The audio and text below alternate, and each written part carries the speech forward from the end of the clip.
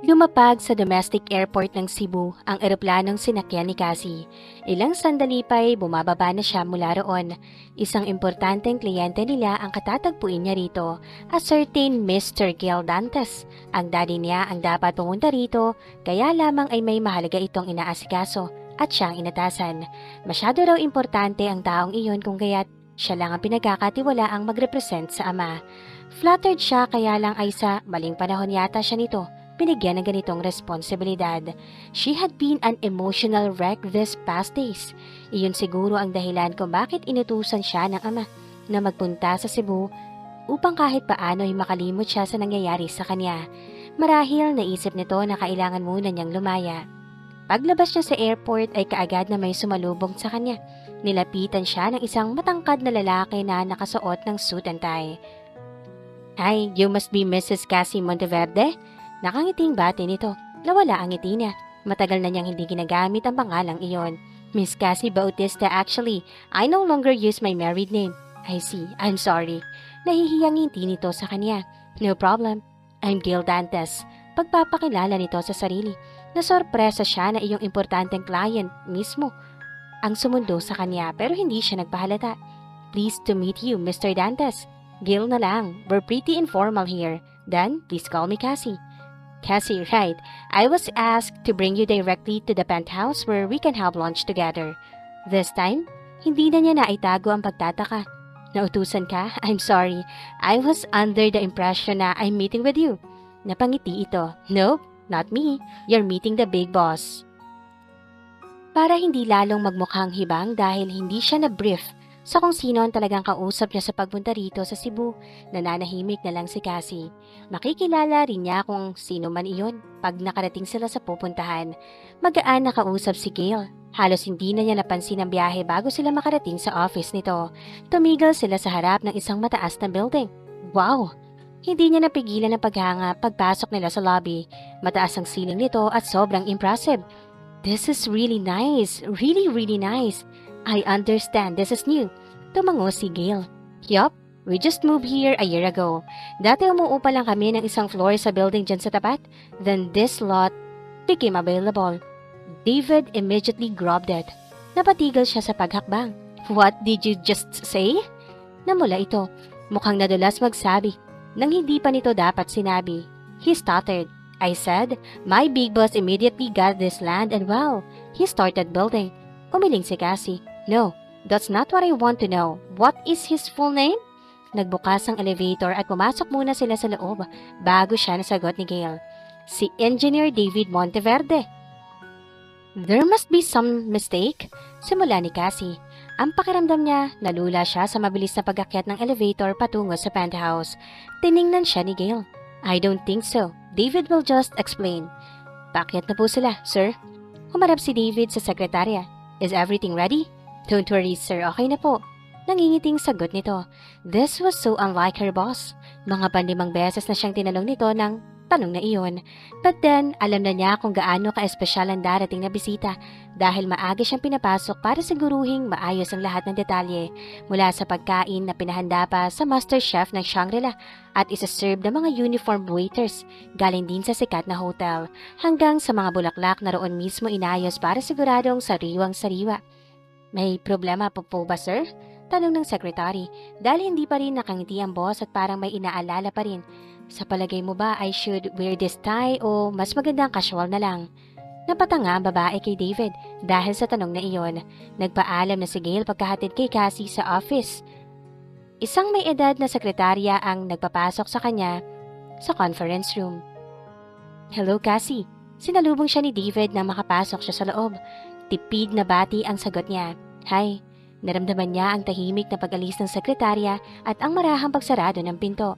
"What is this all about?" Tanong niya nang mapag-isa sila. "May business proposition ako sa daddy mo and he seemed interested. Apparently, hindi siya available so maybe he thought of sending his best person for the job." Alam ni Cassie na may mali sa mga pangyayari. Hindi siya komportable pero she decided to go with the flow. "Yes, I was briefed regarding your business proposition." "Sige, maybe we could go and discuss it?" Aniya in a professional tone. "Of course, pero siguro mag-lunch muna tayo para makapagpahinga ka na rin. Please sit down." Iminwestara ni David and Celia sa conference table na may setting for two.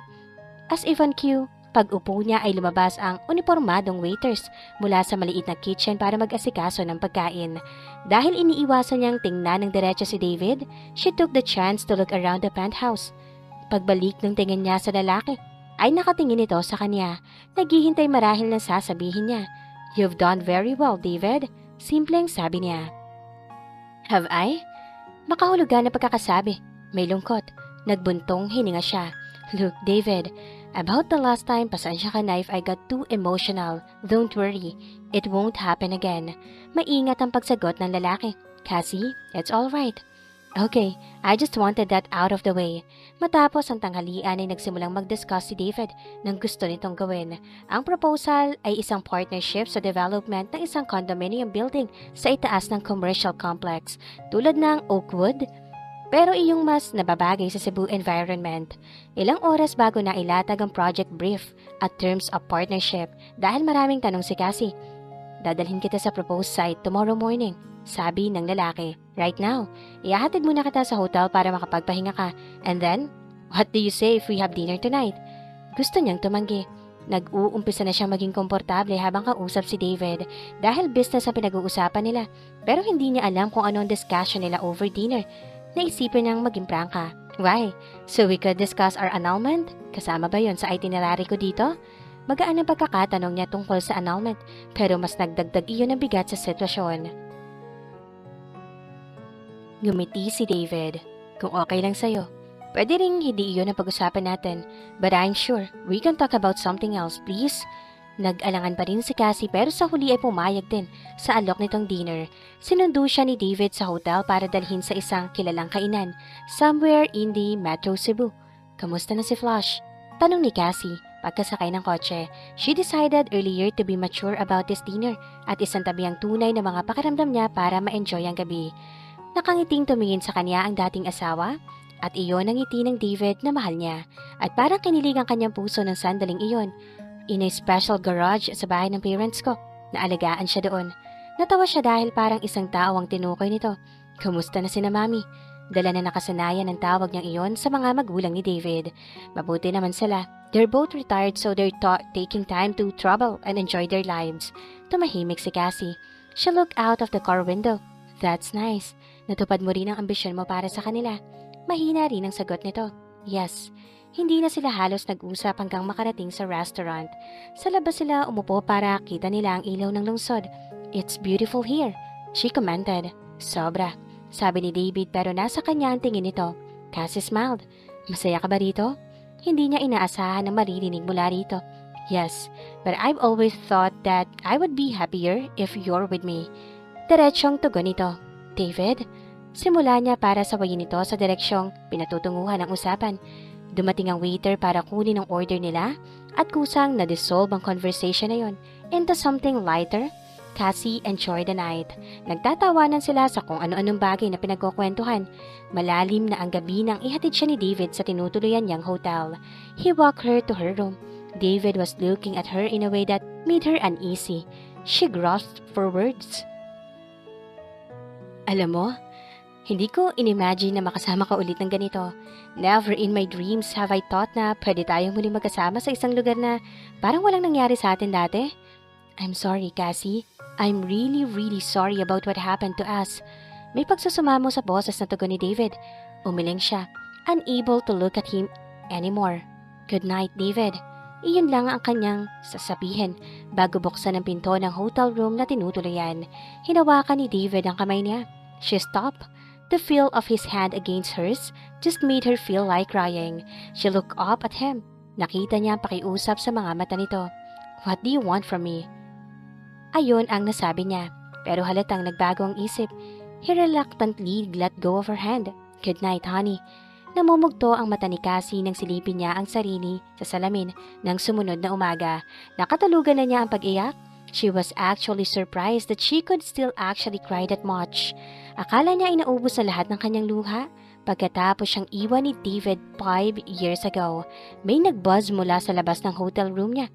She opened the door para papasukin ng isang room boy. "Good morning, ma'am. Here's your breakfast." Nagulat siya dahil hindi pa siya inag-order ng almusal. I'm sorry pero baka hindi para sa akin yan. Simula niya, pinadalo po ni Mr. Monteverde. I see. Tumabi siya para maipasok nito ang breakfast trolley. Napansin niya ang isang bungkos ng bulaklak. May note na nakalakip doon. Nagpasalamat siya sa room boy bago umupo sa harap ng breakfast table. She stared at the covered tray and flowers in front of her, unwilling to touch anything. The white carnations were beautiful. Dahan-dahang inabot niya ang bulaklak. Nagulat siya sa tunog ng telepono. Hello? Si David yon. Good morning, babe. He sounded so casual. Babe? Hi. Kiming bati niya. How's breakfast? Masuyong tanong nito. I haven't started eating, actually, but thanks for the breakfast. Sagot niya, you're welcome. Will you be ready if I pick you up for the side tour in an hour and a half? Yes, thanks again. Pagkababa ng telepono, hindi na siya nakatiis. Tinawagan niya ang ama sa Maynila. Dad, this is so unfair. Simula niya, Iha, anong problema? Inosenteng tanong nito. Alam mo kung anong sinasabi ko. You just sent me here to meet with David? Panunumbat niya. Yun ba anak? It's been 5 years. Akala ko since you are already undergoing annulment process, okay na sa'yo na makaharap siya. Daddy, please. You can do better than that. You're trying to set me up. Katahimikan ang sumunod sa sinabi niya. Why? Kasi anak, may sasabihin ako sa'yo at kailangan makinig ka ng mabuti. Hayaan mong ako ang makatapos without interruption. Pahayag ni Mr. Bautista. Okay, but this better be good, Dad. David never wanted an annulment. Umpisa nito. Sa kabila ng pangako, hindi niya napigilang magsalita. What are you talking about? You promised you won't interrupt. Fine. Naalala mo ba nung pumunta kayo sa US ng mommy mo after your marriage failed? Sinundo ka ni David sa bahay natin. She raised her hand for his forehead, but she didn't interrupt this time. Kinausap niya ako. Sinabi niya, mahal ka niya at handa siyang kalimutan ng lahat at magsimulang muli. Huwag kang magagalit sa akin, Cassie. I want you to understand na ginawa ko ang bagay na naisip kong makakabuti sa'yo dahil mahal kita at nagagalit ako kay David sa akala kong ginawa niya. I told him na kung talagang mahal ka niya, mas makabubuting hayaan ka na niya ng tuluyan.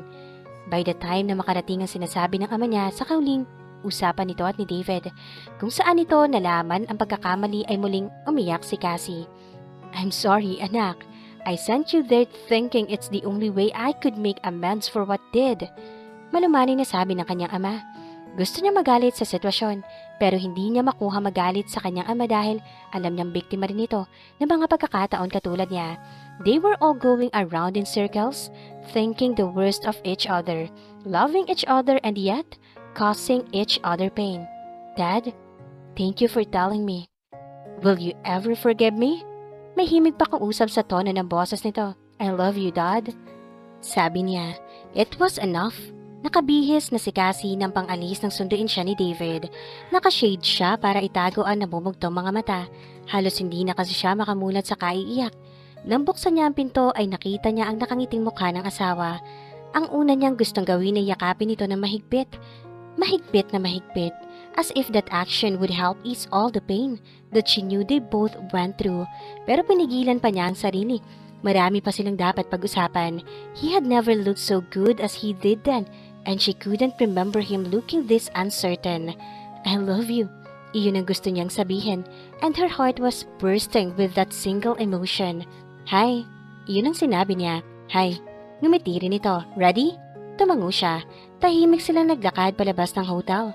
Hindi siya nagsasalita dahil gusto niyang sabihin ng tama ang lahat ng gusto niyang sabihin.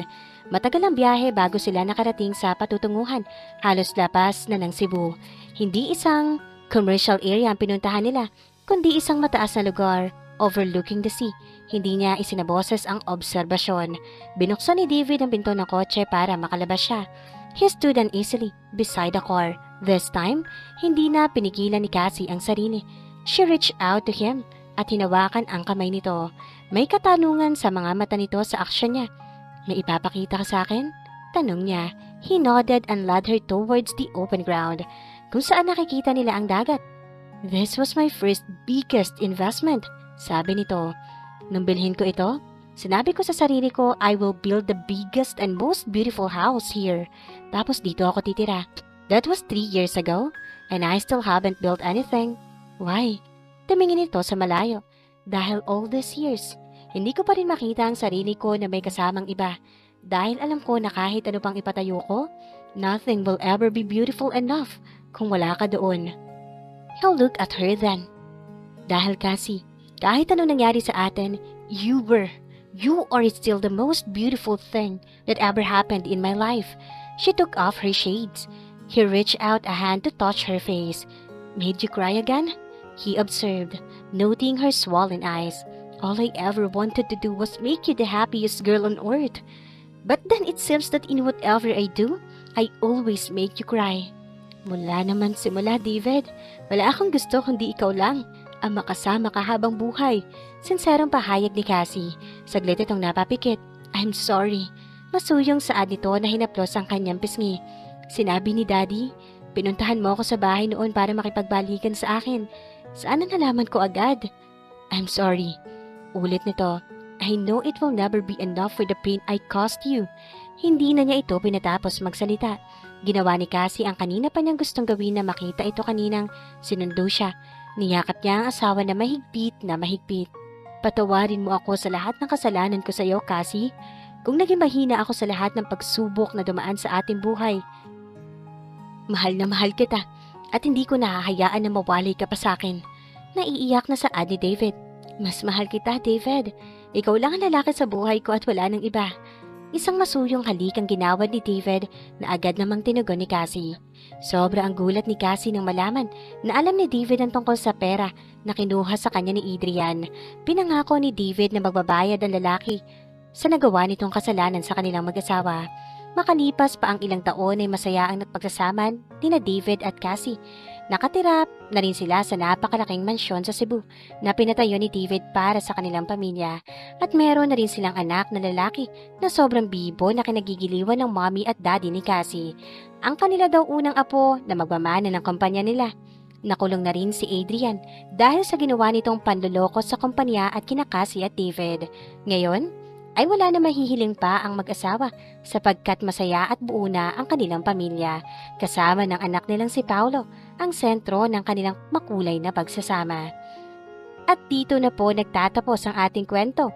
Sana ay muli ninyo akong samahan sa mga series story na nais kong ibahagi sa inyo. Maraming salamat po.